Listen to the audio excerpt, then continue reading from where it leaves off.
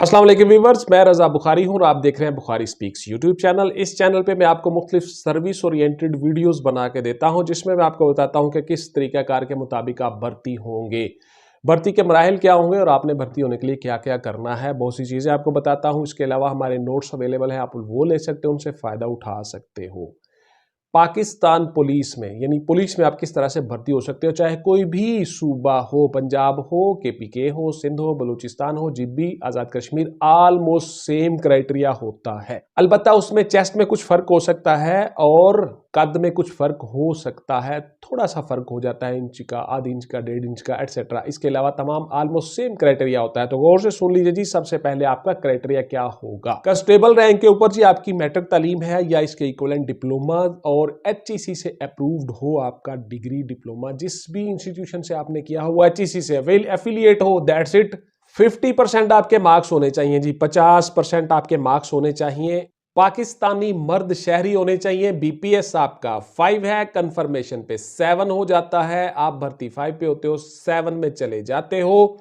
उसके मुताबिक आपकी पे होती है अप्रॉक्सीमेटली, आपकी जो पे है 30-32 के से स्टार्ट होती है। ये मैं अंदाजन बता रहा हूँ, गौर से सुनते हैं, कम बेश हो सकती है। और कुछ जो डिफाइंड स्केल है उसमें 7 स्केल होता है जी कांस्टेबल का। पाकिस्तानी मर्द शहरी और औरतें भी इसमें अप्लाई कर सकते हो, मेल फीमेल दोनों अप्लाई कर सकते हैं। मर्द का जो कद है वो 5 फीट 7 इंच होगा और औरतों का जो कद है वो 5 फीट 2 इंच होगा। 33-34 इंच चेस्ट होगी। और जो डिफाइंड रूरल एरियाज हैं, जैसे डीजी खान है, जैसे राजनपुर है, लिया है, इस तरह के जो पसमानदा इलाके हैं, या कश्मीर या सिंध या बलूचिस्तान के कुछ रूरल एरियाज, ऐसे डिफाइंड एरियाज, वहां से आपकी जो चेस्ट है वो 31 और 32 इंच हो सकती है और आपका जो कद है वो 5 फीट 6 इंच भी हो सकता है। गौर से सुनते जाएगा, ऑलमोस्ट सेम क्राइटेरिया होता है। नजर आपकी 6/6 होगी और BMI यानी वजन आपका इसमें मेंशन्ड नहीं है कहीं भी। गौर से सुन लीजिएगा। 18 से 22 साल आपकी एज होगी और जो रूरल डिफाइंड एरियाज हैं, जैसा कि मैंने आपको बता दिया, उन सब में आपकी 18 से 25 साल एज होगी। सरकारी मुलाजमी,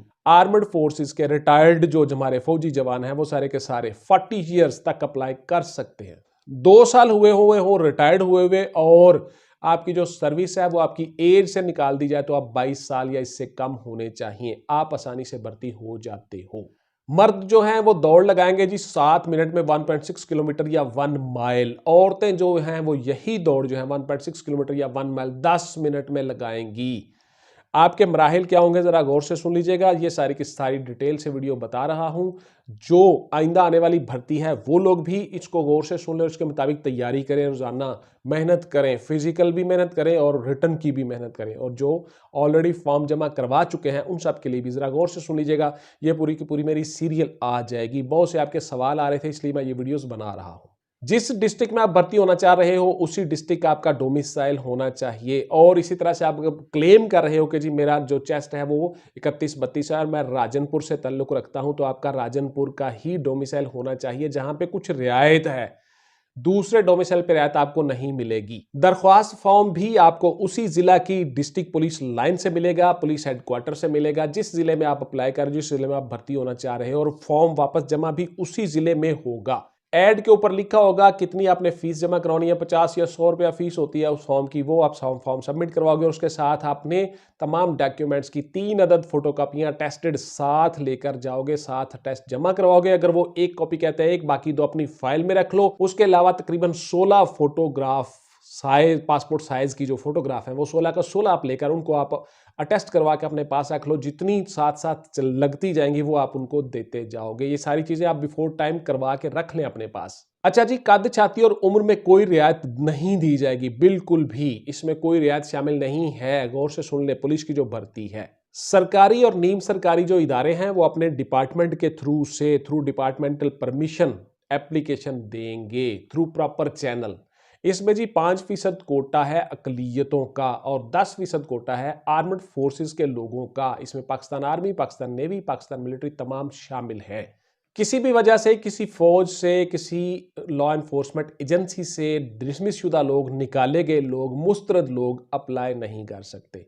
जिन लोगों के ऊपर कोई FIR दर्ज होगी वो अप्लाई नहीं कर सकते। जो किसी भी केस में किसी भी अदालत से सजा याफ्ता होंगे, क्रिमिनल केस हो, सिविल हो, लिटिगेशन का हो, उसमें वो लोग अप्लाई नहीं कर सकते। प्रोक्लेम्ड ऑफेंडर इश्तहारी पीओज इसमें अप्लाई नहीं कर सकते। गौर से सुन लें, अगर आपकी जो डिग्री है वो जाली निकली, असनाद आपके डॉक्यूमेंट्स जाली निकले, बोगस हुए, आपके खिलाफ कार्रवाई होगी, एफआईआर दर्ज होगी और आपको महकमा से भी निकाल दिया जाएगा। इसके लिए आपसे एक अलग से बयान हल्फी यानी ओथ लिया जाएगा।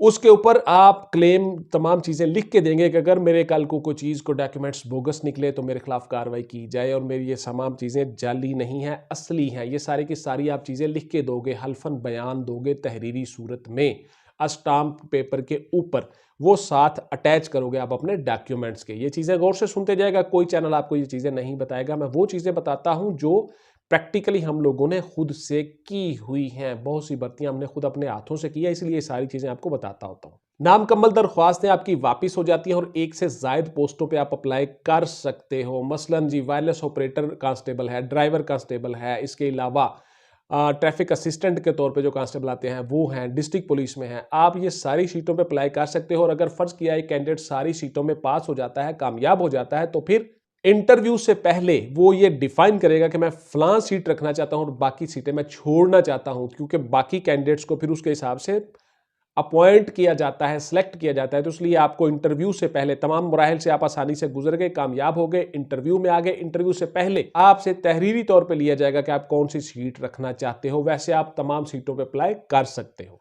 उसके बाद जी बहुत से बच्चे सवाल करते हैं व्हाट्सएप पे आके, WhatsApp only for online classes and notes purchasing not any other discussion. Please clear सुन लें, हर वीडियो में बताता हूं, फिर आपका गिला नहीं बनता। व्हाट्सएप सिर्फ और सिर्फ आप नोट्स लेने के लिए आओगे।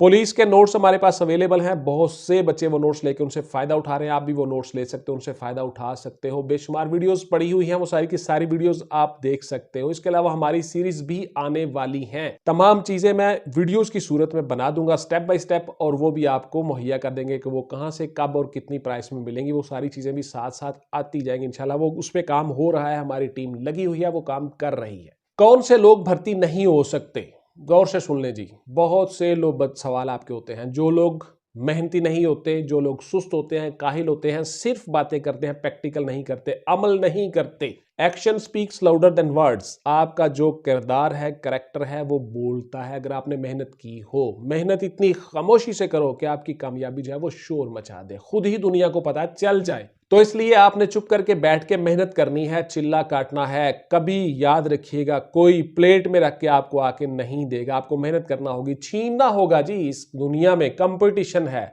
मुकाबला है, इम्तहान है। पूरे पंजाब से लोग अप्लाई करेंगे, अगर सिंध में है तो सिंध पूरे से अप्लाई करेंगे, यानी पूरा डिस्ट्रिक्ट, पूरा सूबा होगा, डिवीजन होगी, हजारों लोग होंगे, उनमें से आपने एक सीट को लेना है। तो कंपीट करने के लिए आपको मेहनत करना होगी बेटा, दिन रात। जो लोग मेहनत करेंगे फिजिकली भी और तहरीरी इम्तहान के लिए भी, वही कामयाब होंगे। गौर से सुन लीजिएगा ये बातें, वीडियोस को स्किप नहीं करना।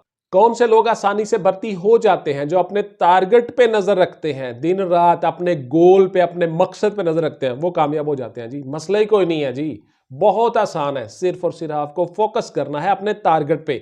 उठते बैठते सोते जागते हर वक्त आपका जहन हो कि मैंने ये काम करना है, ये मैंने भर्ती होना है, आप इंशाल्लाह भर्ती हो जाओगे। मसला ही कोई नहीं है जी।